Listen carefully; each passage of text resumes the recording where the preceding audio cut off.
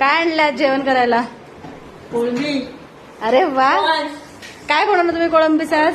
Fry आणि कालवण. बघूया मग आपण कसं बनवतात आजी. कोळंबी आजी कोळंबी साफ करते. रेसिपी लवकर शेअर होईल तुम्हाला. तर